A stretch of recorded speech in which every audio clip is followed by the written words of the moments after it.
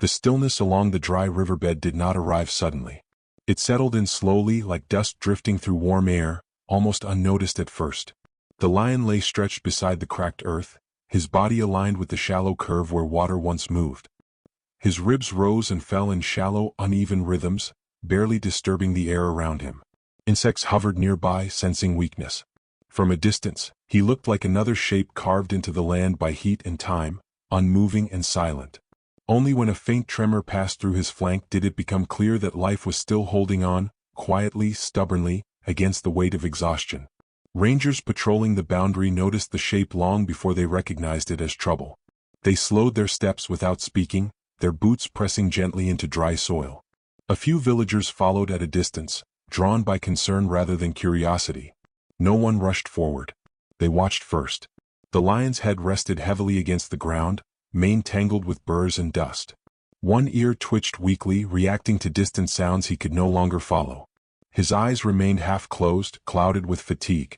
The marks along his shoulder and hind leg were shallow but numerous, signs of recent struggle, perhaps from territorial conflict or desperate hunting attempts gone wrong. The group gathered in a loose circle, leaving space between themselves and the animal. They spoke in low tones, careful not to disturb the fragile calm that surrounded him. One ranger knelt slowly, scanning the ground for tracks and signs of blood. Another checked the wind direction before stepping closer. A soft voice broke the silence for only a moment. "Easy, boy," someone murmured, more for reassurance than instruction. The lion's tail shifted faintly in response, dragging a thin line through the dust, then fell still again. His breathing rasped softly, each breath uneven as though effort itself had become heavy. Heat shimmered above the riverbed, bending the horizon into wavering lines. Sparse grasses leaned inward, their tips brushing against his paws. Flies gathered near small wounds, quickly brushed away by careful hands using leaves and cloth. The lion's chest tightened with every inhale, his muscles barely responding anymore. When a hand approached his neck, he flinched weakly, not in aggression but in instinctive confusion. His eyes opened slightly, revealing a dull amber glimmer that met human faces without resistance. Another whisper floated through the air. "You're safe now." The words settled gently, carried by breath and patience. As shadows began to stretch across the land, preparations continued quietly. Water was brought. Equipment was laid out without noise. No one hurried. They worked as though time itself had slowed, matching the fragile pace of the animal before them. The lion rested between moments of shallow awareness, occasionally shifting his paws, releasing faint sounds that barely rose above the wind. Far beyond the riverbed, distant birds crossed the fading sky. Grass bent with evening breezes. And as the sun lowered, spilling gold across cracked earth and tired fur, his breathing remained thin but steady, moving in rhythm with the soft rustling of the land. As the light shifted and the air cooled, the signs written on the lion's body became harder to ignore. Up close, his strength no longer disguised the damage he carried. Deep gashes cut through the fur along his flank, some already darkened and stiff with drying blood, others still raw and tender. His pads were cracked and swollen, worn thin from days of restless movement across unforgiving ground. Every time he attempted to adjust his position, a subtle tremor passed through his limbs, betraying how little strength remained beneath the broad frame that once moved with effortless authority. His mouth opened slightly between breaths, tongue dry and pale against his teeth. The scent of dehydration clung to him, sharp and unmistakable. His skin, stretched tightly over muscle and bone, had lost its elasticity, folding slowly when touched by the wind. The rangers exchanged quiet glances, reading these signs with practiced concern. This was not the aftermath of a single fight. This was the slow unraveling of an animal who had wandered too long without rest, without water, without relief from pain. From the edge of the gathered group, a local rescuer stepped forward. He moved with deliberate restraint, placing each foot carefully, as if the earth itself required permission. In his hands he carried a small container of water wrapped in cloth to keep it cool. He stopped several paces away and lowered himself to the ground, sitting rather than standing over the animal. For several minutes he did nothing. He simply remained there, breathing evenly, allowing his presence to become part of the quiet. The lion noticed. One eye opened slightly wider, tracking the slow movement. His ear tilted toward the rescuer, then relaxed again. No growl came. No attempt to rise followed. Only a shallow exhale, warm and unsteady, drifted into the evening air. The rescuer waited until that breath settled before shifting forward by inches, never breaking the gentle rhythm of his movement. "It's all right," he whispered once, barely louder than the grass brushing against itself. When he finally extended the container, he did not push it toward the lion's mouth. He placed it near the edge of his reach and withdrew his hand. The water reflected the fading sky in trembling ripples. At first the lion ignored it. His head remained low, heavy against the ground. Then, slowly, as if testing the safety of the moment, his nose twitched. He lifted his chin by a fraction, nostrils widening to draw in the unfamiliar scent. Minutes passed before his tongue touched the surface. The first contact was tentative, almost accidental. A small lap followed, then another. Each movement was weak but deliberate. Water dripped from his chin onto the dust below, darkening it into tiny patches of damp earth. His breathing eased slightly, finding a steadier rhythm. The rescuer stayed still, hands resting on his knees, eyes lowered in respect. Around them, the landscape softened into evening. Insects hummed low in the grass. A distant bird called once and fell silent. The lion drank in slow intervals, pausing often to rest his jaw. When he finished, he let his head sink back down, exhaustion returning like a tide. Yet something had shifted. His gaze lingered longer on the humans nearby.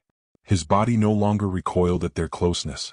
As the last light brushed across his worn mane and the wind carried coolness through the riverbed, a fragile thread of trust settled quietly between them. Night did not fall all at once. It unfolded slowly, dimming the edges of the riverbed and softening the sharp outlines of stone and grass. With the cooler air came reinforcements, arriving quietly in a single vehicle that stopped far from the group. Doors closed without sound. Footsteps were measured. Supplies were carried by hand rather than dragged across the ground. Nothing about their arrival disturbed the fragile balance that had settled around the lion. By the time they reached him, he had shifted slightly, his body curved inward, conserving warmth and strength. His eyes followed every movement, wide now, alert despite exhaustion. Muscles beneath his fur tightened whenever someone stepped too close, then loosened again when no harm followed. His breathing remained shallow, but it no longer trembled as sharply as before. The water had steadied him, if only briefly. One rescuer knelt beside his shoulder, pausing before reaching out. Another unpacked clean cloth, saline solution, and soft bandages. A small light was positioned low to the ground, angled away from his eyes. They worked without spoken instruction, guided by long practice and mutual awareness. When a hand finally touched his fur, it did so lightly, fingers barely pressing into the dust-matted mane. The lion flinched, a low vibration passing through his chest, but he did not pull away. "Easy," someone whispered, barely audible. The first wound was cleaned slowly, drop by careful drop. Dried blood loosened under warm solution, revealing torn skin beneath. The lion's tail lifted weakly, then lowered again. A soft sound escaped his throat, not a roar or growl, but a low, strained breath shaped by discomfort. His head lifted slightly, then settled when no further pressure came. Each time pain surfaced, it was met with stillness and patience, never force. They moved methodically from one injury to the next. Cracks in his pads were rinsed. Swollen areas were cooled with damp cloth. Infected spots were treated with gentle precision. Between each step, they paused, watching his breathing, waiting for his body to relax before continuing. He responded in small ways: a slow blink, a loosened jaw, a faint shift of weight. These were signs not of submission but of tentative acceptance. The environment seemed to adjust itself around them. Wind softened. Grass leaned closer. Insects quieted in pockets of darkness. Even the distant sounds of the savannah felt muted, as though the land itself were holding its breath. The lion remained awake throughout, eyes reflecting dim light, never fully closing. Yet fear no longer dominated his posture. His shoulders dropped slightly. His claws remained retracted. He allowed hands to move along his side without sudden recoil. At one point, as a bandage was secured near his flank, he released a low, wavering sound, almost a sigh. A rescuer answered softly, "You're doing well." No one else spoke. Words were unnecessary. Time passed in unmeasured intervals. Minutes blurred into quiet continuity. When the last wound was covered and the final cloth removed, the team retreated by small degrees, restoring space without breaking connection. The lion rested his chin on his foreleg, eyes half-lidded, body no longer braced for impact. They remained with him, sitting in a loose circle, sharing the same silence. Breath matched breath. Stillness answered stillness. Under the wide, darkening sky, with stars beginning to emerge one by one, a delicate bond took shape, not through touch or command, but through the steady agreement to remain calm together in the fragile space between pain and healing. Morning arrived without urgency, unfolding in pale layers across the riverbed. Cool air lingered close to the ground, brushing softly against fur and cloth alike. Dew clung to sparse grasses, catching early light in small, trembling points. The rescuers had remained nearby through the night, taking turns watching, resting, listening to the steady rhythm of breathing that confirmed the lion was still holding on. He had not moved far. His body remained where it had been treated, now arranged in a loose curve, wounds covered, fur damp in places where cooling cloths had rested. With daylight, his condition revealed subtle changes. His eyes opened more fully. His breathing no longer rasped with each inhale. When flies gathered near his bandages, his tail flicked weakly to scatter them. These were small signs, almost invisible to anyone unfamiliar with survival's quiet language, but to those watching, they carried weight. One rescuer sat a short distance away, legs folded, hands resting loosely on his knees. He had been there most of the night, rising only when needed. He did not attempt to approach. He did not shift his position to draw attention. He simply remained, a steady presence against the slow movement of time. The lion noticed. At first it was only a change in posture. His head lifted slightly. His gaze lingered longer on the seated figure. His ears angled forward, then relaxed. After several minutes, he shifted his weight, pushing gently with his forelegs. The movement was careful, controlled, as though each muscle were being consulted before obeying. Dust lifted briefly and settled again. He moved closer. No one spoke. No one signaled. The rescuers held their breath without realizing it. Step by measured step, the lion closed the distance, stopping often to rest, reassess, steady himself. When he reached the man, he did not brush against him. He did not demand contact. Instead, he lowered himself slowly, folding his legs beneath his body, settling beside him with deliberate precision. Their shoulders nearly touched. The man remained still, eyes lowered. His breathing stayed slow and even. After a long pause, he lifted one hand and hovered it in the air, waiting. The lion did not flinch. His eyes closed halfway. A soft exhale drifted from his chest. "It's okay," the rescuer whispered. The hand rested gently against the lion's neck, fingers barely pressing into the thick mane. Warmth passed between skin and fur. The lion responded with a faint, low sound, not of distress but of release. His head tilted slightly toward the touch. His weight leaned just enough to be felt. Around them, others watched in quiet disbelief. This was not submission. It was not training.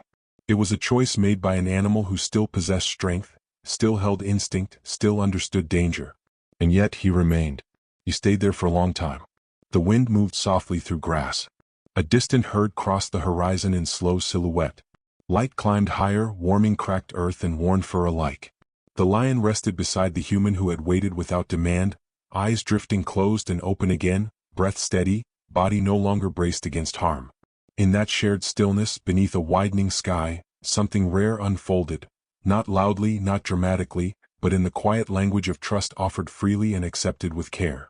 Days passed in gentle succession, marked not by urgency, but by steady return. Strength came back in small measures, stitched together by rest, nourishment, and careful attention. The lion's wounds tightened and darkened, no longer raw. His steps grew firmer. The tremor that once traveled through his limbs faded into memory. Where exhaustion had ruled his posture, balance now returned, quiet and assured. Each morning he rose a little more easily. Each evening he settled with less hesitation. He drank without delay. He ate without strain. His coat, once dulled by dust and weakness, began to hold light again, catching the sun in muted gold and deep shadow. When he stretched, his body followed through completely, muscles responding without protest. When distant sounds reached him, his ears lifted with renewed precision. The rescuers adjusted their presence as he changed. They stood farther away. They spoke less. They allowed distance to grow naturally, understanding that recovery was also a return to independence. Care became observation. Touch became unnecessary. What remained was respect for the boundary he was slowly rebuilding. On the final morning, the air carried the scent of open land and distant movement. Wind traveled freely across the riverbed, bending grass toward the horizon. Birds traced quiet paths overhead. Somewhere far beyond sight, his territory waited. He stood alone.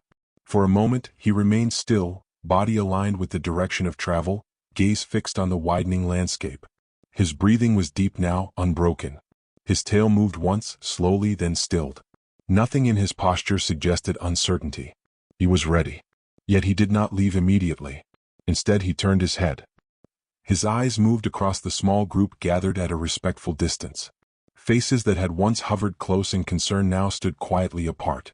Hands that had cleaned and steadied him rested at their sides. No one raised a camera. No one reached out. They simply stood where they were, present without expectation. The lion held their gaze. It lasted only seconds, but it carried the weight of weeks. Not acknowledgement in human terms. Not gratitude as people understand it, but awareness. Recognition of shared time, shared stillness, shared survival. A final moment of mutual understanding in the only language he knew. "Go on," someone whispered softly. He turned forward again. With measured confidence, he stepped away from the riverbed, paws pressing into firm ground. One step became another. Distance formed slowly at first, then widened. His silhouette stretched against open sky, strong and unmistakably wild. He did not look back again. He did not hesitate. He moved as he was meant to move, into space that belonged to him. The humans remained where they were long after he disappeared from view. Wind carried the faint rustle of grass. Dust drifted back into settled patterns. Somewhere beyond the hills, a pride waited, unaware of what had passed. The riverbed returned to quiet. And in that quiet, beneath the broad light of morning, those who had witnessed his return to freedom stood holding something invisible and permanent. A memory shaped by patience, humility, and a silent connection that would move with them for the rest of their lives, like distant footsteps fading gently into open land.